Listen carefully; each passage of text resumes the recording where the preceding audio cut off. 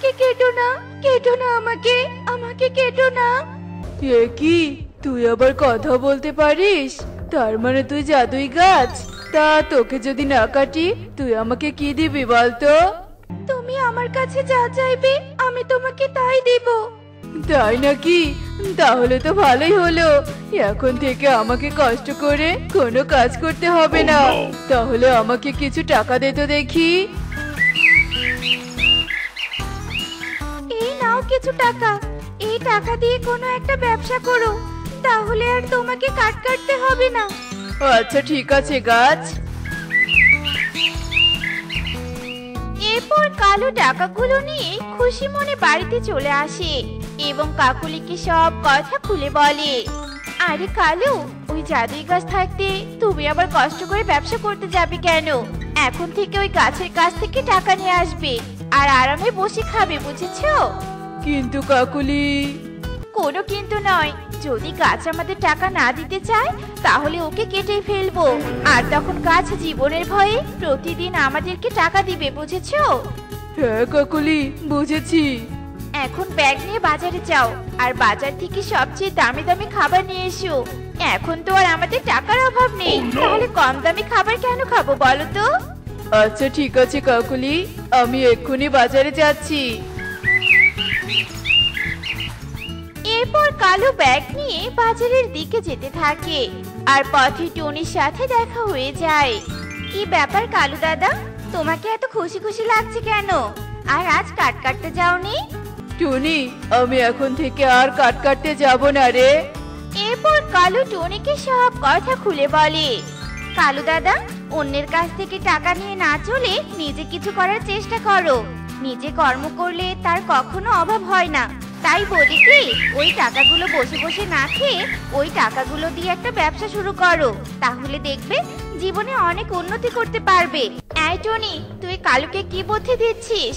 সেই কখন থেকে কথা বলে যাচ্ছিস, আমি বাড়ি থেকে সবটা দেখছি। কালু, তুমি বাজারে না গিয়ে টুনির সাথে গল্প করছো কেন? টুনিকে গাছের কথা বলেছি, তাই টুনি আমাকে ব্যবসা শুরু করতে বলছে কাকুলি।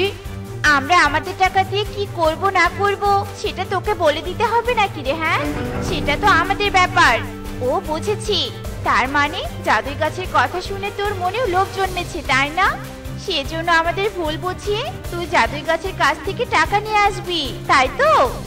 না না কাকুলি দিদি, আমি ওই গাছের কাছে কখনোই টাকা চাইতে যাব না, কারণ আমি নিজে কর্ম করতে পারি।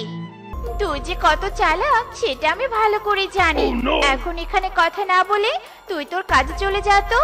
আর কালু, তুমি এসব কথা কাউকে বলো না যেন, তাহলে সবাই ওই জাদুর গাছের কাছ থেকে টাকা নিয়ে যাবে। আচ্ছা ঠিক আছে কাকুলি, আর কাউকে বলবো না। তাই টুনি, তুই কিন্তু এ কথা কাউকে বলবি না, আর যদি বলে দিস তাহলে এর শাস্তি তোকে দিয়েই ছাড়বো। না না কালু দাদা, আমি এই কথা কাউকেই বলবো না। এসব বলে টুনি সেখান থেকে চলে যায় আর কালু কাকুলি বাজারে চলে যায়। আর এভাবে বেশ কয়েকদিন কেটে যায়। আচ্ছা কালু, ওই গাছ তো সবকিছু দিতে পারে, তাহলে তুমি আর কিছু না নিয়ে এসে শুধু টাকা নিয়ে এসেছো কেন? কেন, আর কি নিয়ে আসবো? সোনা দানা তো নিয়ে আসতে পারো, তোমাকে দিয়ে কিচ্ছু হবে না। আজ আমি গাছের কাছে যাব আর অনেক কিছু নিয়ে আসব, কিন্তু কোড়ালটা সাথে নিয়ে যেতে হবে। ভয় না দেখালে তো গাছ সোনা দানা দিবে না। আচ্ছা ঠিক আছে, তাহলে চলো।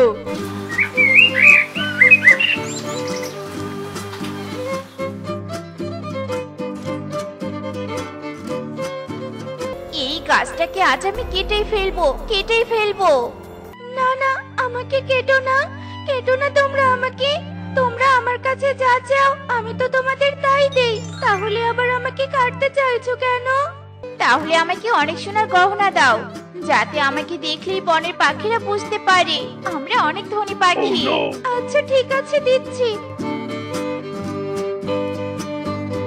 এই নাও তোমার গহনা। এখানে 10 জোড়া গহনা আছে, আর সব গহনাগুলোর ডিজাইন আলাদা আলাদা। এগুলো পরে ঘুরলেই পাখিরা বুঝতে পারবে তুমি অনেক ধনী। হ্যাঁ হ্যাঁ গাছ, আমি তো সেটাই চাই। চলো কালু, তাড়াতাড়ি বাড়িতে ফিরে যাই, পাখিদের যে আমার গহনাগুলো দেখাতে হবে। এরপর গহনাগুলো নিয়ে কালু কাকুলি বাড়িতে ফিরে আসে আর এক জোড়া গহনা পরে সে সুখীর বাড়িতে চলে যায়।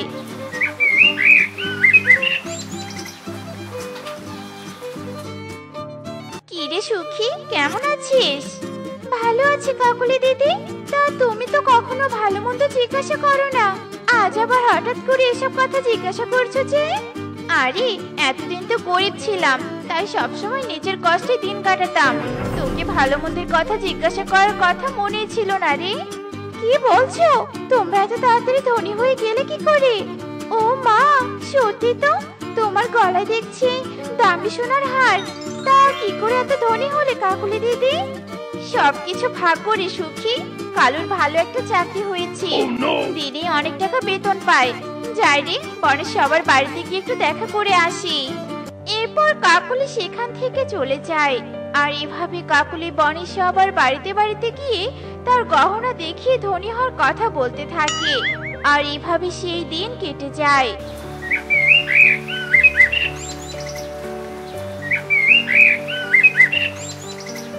কালু, আয় কালু, ওঠো, তাড়াতাড়ি ওঠো। গাছের কাছে যেতে হবে তো নাকি? আবার কেন গাছের কাছে যাবে শুনি? বনে সবাই জানে আমরা অনেক ধনী, কিন্তু ধনী পাখির বাড়ি এত ভাঙা হয় কি করে? সবাই যদি আমাদের বাড়ি দেখতে আসে তাহলে কেউ আমাদের ধনী হওয়ার কথা বিশ্বাসই করবে না। তাই তুমি এক্ষুনি গাছের কাছে গিয়ে একটা সোনার ঘর নিয়ে আসবে, বুঝেছো?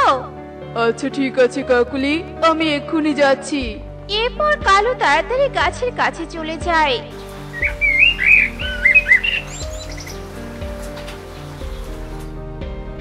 আর একটা সোনার ঘর নিয়ে বাড়িতে ফিরে আসে। আর তখনই কালুর বাড়ির পাশ দিয়ে ঈগল ডাকাত আর তোতা ডাকাত উড়ে যাচ্ছিল। কালুর এমন সোনার ঘর দেখে তারা অবাক হয়ে যায়। এ কি তোতা, এটা তো দেখছি সোনার ঘর। আমি এত ধনী পাখির বাড়িতে ডাকাতি করেছি, কিন্তু কখনো এমন সোনার ঘর দেখিনি। তার মানে তো এই পাখিরা অনেক ধনী। হ্যাঁ সর্দার, আপনি একদম ঠিক বলেছেন।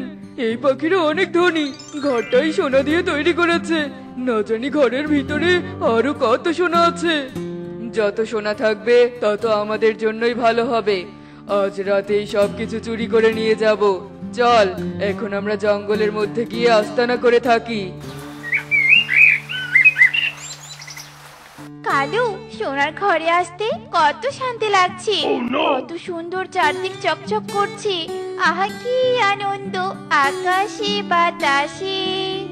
এসব বলে কালু কাকুলি নাচতে থাকে। আর এভাবে সারা দিন কেটে রাত নেমে আসে। আর রাত হতে ঈগল ও তোতা কালুর বাড়িতে আসে। আর সোনার ঘরটা তাদের পিঠে নিয়ে পাশের বনের দিকে যেতে থাকে। সর্দার, সোনার ঘরটার এত ওজন যে বয়ে নিয়ে যেতেই খুব ক্লান্ত লাগছে। আরে কষ্ট করে নিয়ে চল না, এই ঘরটা বিক্রি করলে যে আমরা অনেক ধনী হয়ে যাব, অনেক ধনী। এসব বলতে বলতে ঈগল আর তোতা পথ চলতে থাকে। আর এদিকে কালু ও কাকুলি সোনার ঘরে এত গভীর ঘুম দিয়েছিল যে তারা ডাকাতের কোনো কথাই শুনতে পায় না।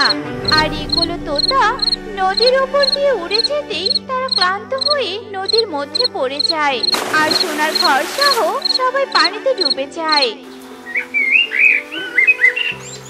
এ কি, আমরা এখানে কি করে এলাম? এটা তো একটা টমেটো ঘর। আর আমরা যে ঘরে ছিলাম সেটা তো সোনার ঘর ছিল। তোমরা কোথায় ছিলে তা আমি জানি না, কিন্তু আমি তোমাদের পানিতে অজ্ঞান অবস্থায় পেয়েছি, তাই তোমাদের এখানে নিয়ে এসেছি। তাহলে সোনার ঘরটা কোথায় গেল? জলপরি, তুমি সোনার ঘরকে দেখেছো? না পাখি, আমি কোনো সোনার ঘরকে দেখিনি। এত কষ্ট করে সোনার ঘরটা চুরি করে কি লাভ হলো? সব যে হারিয়ে গেল। তার মানে তোমরা আমাদের সোনার ঘরটা চুরি করে এনেছিলে? ইয়ে মানে হ্যাঁ। তারপর ঈগল সবাইকে সব কথা খুলে বলে। চুরি করা ভালো কাজ নয় পাখি, তোমরা চুরি করেছো বলে সব কিছু হারিয়ে ফেলেছো। আচ্ছা, তোমরা ওই সোনার ঘর কোথায় পেয়েছিলে? আমার তো মনে হয় যে কোনো সাধারণ পাখি সোনার ঘর বানাতে পারে না। এরপর কালো জলপরীকে সব কথা খুলে বলে। তোমরা তো দেখছি অনেক লোভী পাখি, লোভ করলে কখনো উন্নতি করা যায় না। আজ লোভ করেছো বলে সব কিছু তোমরাও হারিয়ে ফেললে। হ্যাঁ জলপরি, তুমি একদম ঠিক বলেছো। আর যদি গাছের কথা মতো কিছু টাকা দিয়ে একটা ব্যবসা শুরু করতাম তাহলে এই বিপদে পড়তে হতো না। এখন থেকে লোভ না করে নিজে কর্ম করে চলার চেষ্টা করব। হ্যাঁ কালু, তুই ঠিক বলেছিস, আমিও তাই করব। আর যদি জলপরি আমাদের না বাঁচাতো তাহলে যে আমরা সবাই মরেই যেতাম। জলপরি, তোমাকে অনেক ধন্যবাদ। তুমি এবার আমাদের পানির উপরে পৌঁছে দেওয়ার ব্যবস্থা করে দাও। এরপর জলপরি সবাইকে পানির ওপরে পৌঁছে দেয় আর সবাই তাদের বাড়িতে চলে যায়। পাতলা হাওয়ার পাতল দিনে পাগল আমার মন জেগে ওঠে, চেনা সোনার কোন বাহিরে যেখানে পথ নাই নাই রে, সেখানে অকারণে যাই ছোটে। পাতলা হাওয়ার পাতল দিনে পাগল আমার মন জেগে ওঠে। এই যা, বৃষ্টি তো থেমে গেল। এই বনে আর 15 দিন বৃষ্টি হবে না। যাই, যে বনে বৃষ্টি হবে সেই বনে উড়াল দেই। এই বলে ময়ূরী তার বন থেকে উড়াল দিয়ে অন্য বনের দিকে যেতে থাকে। উড়তে উড়তে ময়ূরী সুন্দরবনে এসে পৌঁছে যায়।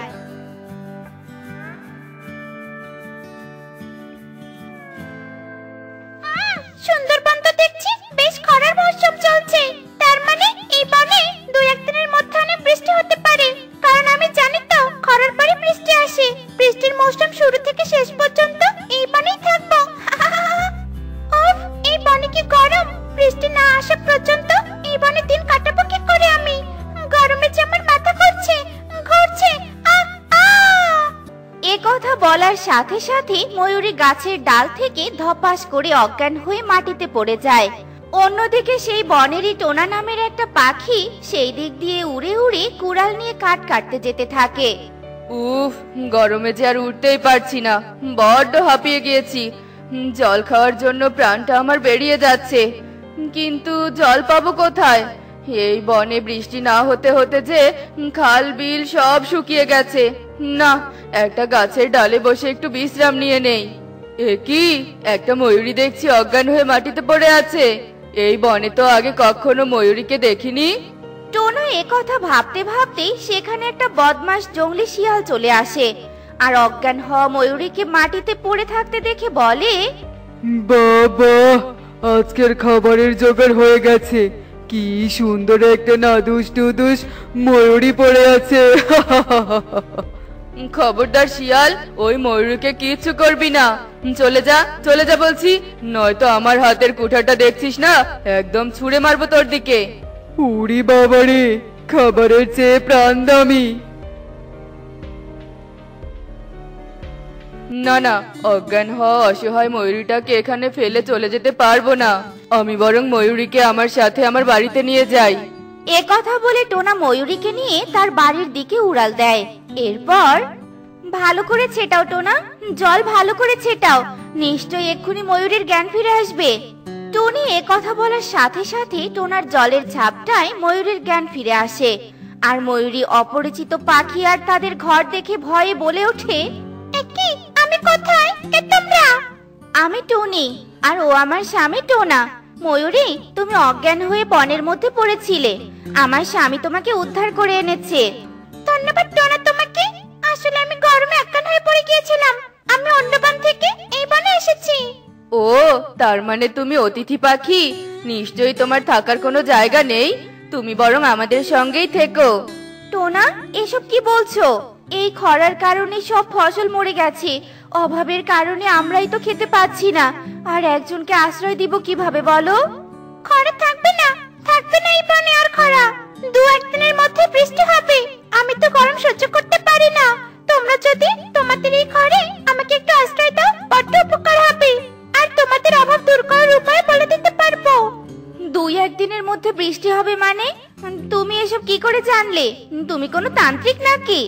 না, আমি তান্ত্রিক নই, তবে বৃষ্টি গণনাকারী পাখি ময়ূরী। কোন বনে কখন বৃষ্টি হবে আমি আগে থেকেই সব জানতে পারি। সত্যি বলছো ময়ূরী তুমি? ঠিক আছে, আমরা তোমার কথা বিশ্বাস করলাম। এবার তবে বলো, কিভাবে আমরা অভাব দূর করতে পারি? হ্যাঁ হ্যাঁ, বলছি। যোগু, আজ এই কটা কাঁঠালি বাজারে নিয়ে যাও। কাঁঠালগুলো কিন্তু চড়া দামে বিক্রি করবে, বুঝলে? কাকুলি, তোমার স্বামী চেনে শুধু টাকা। হা হা হা হা হা। চড়াদম ছাড়া কোনো কিছুই বিক্রি করে না। যাই যাই, কাঁঠালগুলো বাজারে নিয়ে যাই। এই বলে যজ্ঞ কাক তার কাঁঠালের ঝুড়ি নিয়ে বাজারের দিকে উড়াল দেয়। আর সে টুনি টোনার বাড়ির দিকে আসতেই দেখে